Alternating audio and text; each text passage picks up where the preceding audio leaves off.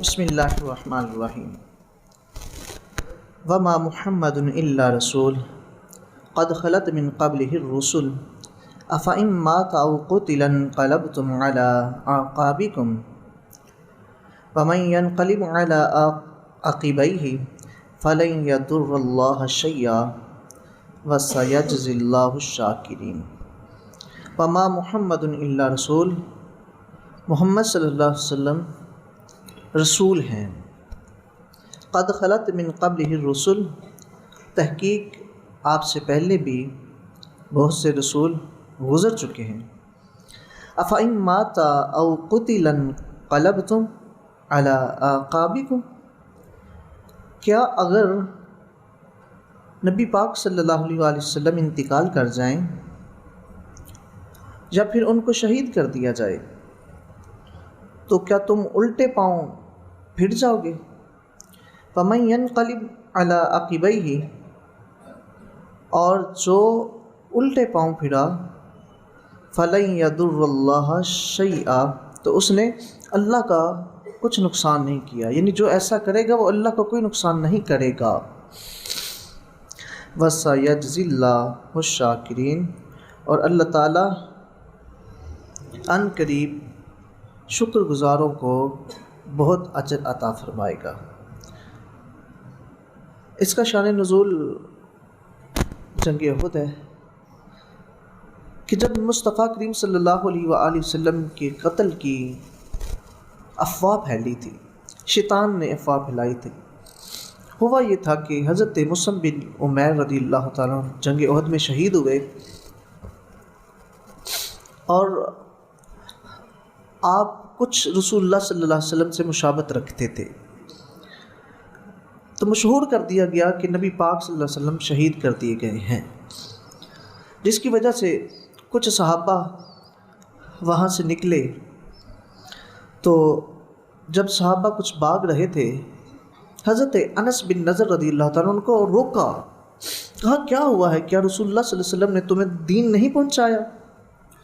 اگر رسول اللہ صلی اللہ علیہ وسلم شہید ہو گئے ہیں تو تم تو ثابت قدمی کے ساتھ مقابلہ کرو۔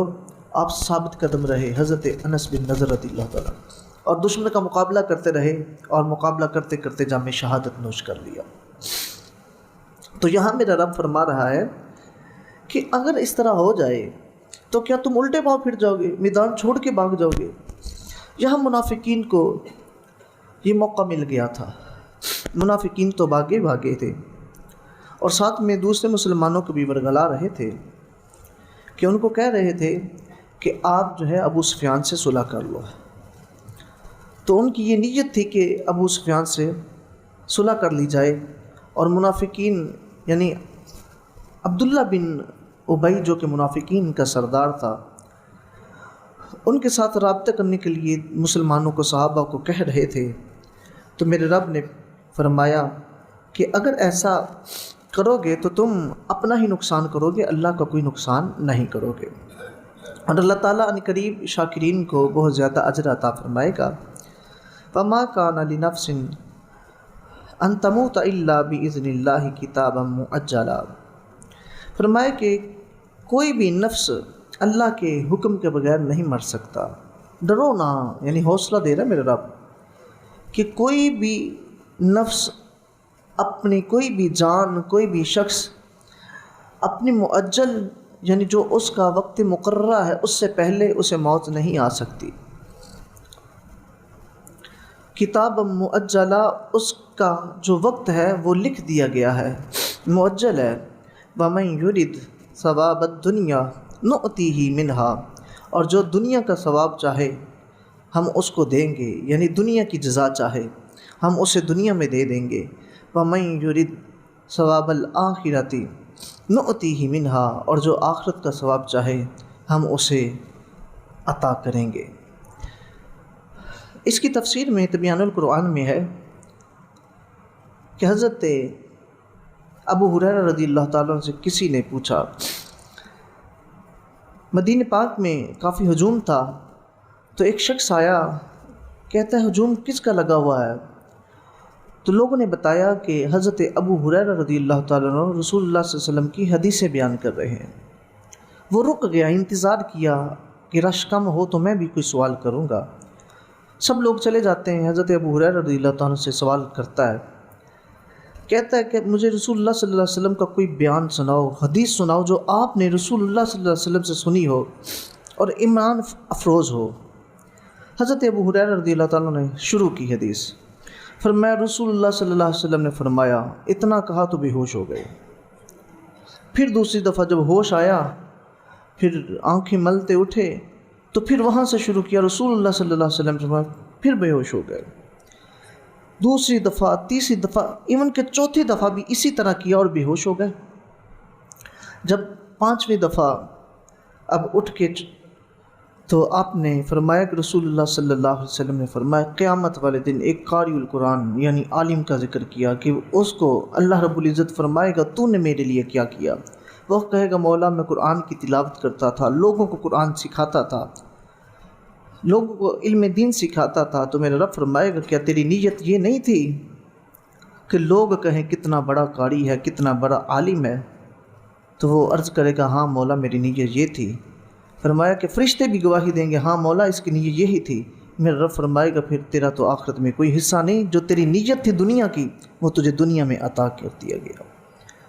اور پھر ایک سخی کو میرا رب فرمائے گا تو نے کیا کیا؟ مولا تیری راہ میں مال خرچ کیا، صدقہ خیرات کی، رشتہ داروں غریبوں میں تقسیم کیا۔ میرا رب فرمائے گا کیا تیری نیت یہ نہیں تھی لوگ تجھے کہیں کہ کتنا بڑا جواد ہے، سخی ہے؟ تو وہ عرض کرے گا ہاں مولا میری نیت تھی۔ میرا رب فرمائے گا جو تیری نیت تھی اس کا ثمرہ تجھے دنیا میں مل گیا، اب آخرت میں تیرا کوئی حصہ نہیں ہے۔ اور پھر میرا رب ایک شہید کو بلائے گا، فرمائے گا کہ تو نے کیا کیا میرے لیے؟ وہ عرض کرے گا مولا میں نے اپنی جان قربان کر دی تیری راہ میں۔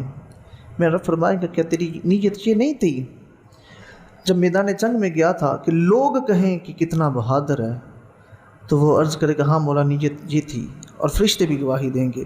میرا رب فرمائے گا آخرت میں تیرا کوئی حصہ نہیں۔ حضرت ابو ہریرہ رو رو کے بیان کر رہے ہیں، کیونکہ بندے کے دل میں کچھ نہ کچھ تو آ ہی جاتا ہے نا، ریا آ ہی جاتی ہے کہ لوگ جو ہے وہ کہیں گے کہ نمازی ہے، حاجی ہے، تو ریا آ جاتی ہے۔ جب ریا آ گئی تو پھر آخرت میں اس کا کوئی حصہ نہیں ہے، دنیا میں ہے، دنیا گئی۔ یہی میرے رب نے فرمایا فَمَن يُرِدْ ثواب الدنیا نؤتیہ منہا، جو دنیا میں اجر چاہتا ہے ہم اسے دنیا میں دے دیتے ہیں، اور جو آخرت میں ثواب چاہتا ہے وَمَن يُرِدْ ثواب الآخرۃ نؤتیہ منہا، جو آخرت کا چاہتا ہے ہم اسے آخرت میں عطا فرماتے ہیں۔ اور اسی کی مثال ایک حدیث جو ہے وہ صحیح مسلم میں بھی ہے، اور انہی میں بھی ان تین طبقات کا ذکر کیا گیا ہے، عالم کا ذکر ہے، سخی کا اور شہید کا ذکر ہے، کہ ان کی نیت ہوگی کہ دنیا میں کہ لوگ کہیں کہ عالم ہے، لوگ کہیں سخی ہے، اگر لوگوں کے دکھانے کے لیے کوئی عمل کرتا ہے تو اس کا کوئی صلہ نہیں ملتا اور اس کا کوئی اجر آخرت میں نہیں ہے، دنیا میں ہے کہ دنیا میں لوگ کہہ دیتے ہیں، پھر اس کا آخرت میں جب بھی نیکی کریں تو یہی نیت رکھیں کہ اللہ کی رضا کے لیے ہے۔ تو اللہ رب العزت نے فرمایا کہ وَسَنَجْزِي الشَّاكِرِينَ، ان قریب ہم شکر کرنے والوں کو اجر عطا فرمائیں گے، جزا دیں گے اس کی۔ وَكَأَيٍّ مِّن نَبِيٍّ قَاتَلَ مَعَهُ رِبِّيُّونَ كَثِيرٌ، اور کتنے ہی ایسے نبی گزرے ہیں کہ جنہوں نے جہاد کیا تو ان کے ساتھ رب کے ماننے والوں نے، نیکوکاروں نے بھی ان کے ساتھ مل کے کفار کا مقابلہ کیا۔ فما وہنوا لما اصابہم فی سبیل اللہ، اور اللہ کی راہ میں جو مصیبتیں پہنچی ان کو، ان مصیبتوں نے ان کو سست نہیں کیا تھا۔ وما ضعفوا، اور نہ ہی ان کو کمزور کیا، وما استقاموا، نہ ہی وہ دبے، یعنی ڈٹ کے مقابلہ انہوں نے کیا، نہ وہ سست پڑے، پیچھے ہٹے، سینہ تان کے سامنے دشمن کا مقابلہ کیا، اور نہ ہی وہ کمزور پڑے۔ واللہ یحب الصابرین، اور اللہ تعالیٰ صبر کرنے والوں کو دوست رکھتا ہے، پسند کرتا ہے، محبوب رکھتا ہے۔ وما کان قولہم الا ان قالوا ربنا اغفر لنا ذنوبنا واسرافنا فی امرنا، فرمایا ان کا صرف یہی قول ہوتا تھا، وہ جو پہلے انبیاء کے ساتھ نیکوکار مل کے کفار کا مقابلہ کرتے تھے ان کی زبان پر یہی کلمات ہوتے تھے، کون سے؟ کیا کہتے تھے؟ ربنا اغفر لنا ذنوبنا، یا اللہ ہمارے گناہوں کی بخشش فرما، ہمارے گناہوں کو بخش دے، واسرافنا فی امرنا، اور جو امور میں ہم نے زیادتیاں کی مولا ان کو بھی بخش دے، وثبت اقدامنا، مولا ہمیں ثابت قدم رکھ، وانصرنا علی القوم الکافرین، اور کافروں کے مقابلے میں ہماری مدد فرما۔ یہ ہمیں دعا کا طریقہ بھی سکھایا گیا ہے کہ نیکوں کی دعاؤں کا طریقہ یہ ہے کہ سب سے پہلے استغفار کریں، اللہ سے معافی مانگیں، جب معافی ہو جائے گی اس کے بعد پھر اللہ رب العزت سے مانگو، جو مانگنا ہے میرا رب عطا فرمائے گا۔ فآتاہم اللہ ثواب الدنیا وحسن ثواب الآخرہ۔ اب یہ دعا مانگی ہے اللہ سے بخشش کی، اور ان کی نیت آخرت کی ہے، آخرت کے اجر کی، آخرت کی جزا کی۔ تو جن کی نیت صرف آخرت پہ ہے، آخرت کے ثواب اور جزا کی طرف ہوتی ہے، تو ان کے لیے میرے رب نے فرمایا فآتاہم اللہ ثواب الدنیا، اللہ نے ان کو دنیا میں بھی اس کا اجر عطا فرمایا ہے۔ ایک ہے نا دنیا مانگتے ہیں، ایک ہے آخرت، جو آخرت مانگے آخرت میں دنیا بھی ساتھ آ جاتی ہے۔ تو فرمایا کہ ان کو اللہ نے دنیا میں بھی اجر عطا فرمایا، وحسن ثواب الآخرہ، اور آخرت کا اجر تو بہت ہی اچھا ہے۔ واللہ یحب المحسنین، اور اللہ تعالیٰ نیکوکاروں کو پسند فرماتا ہے۔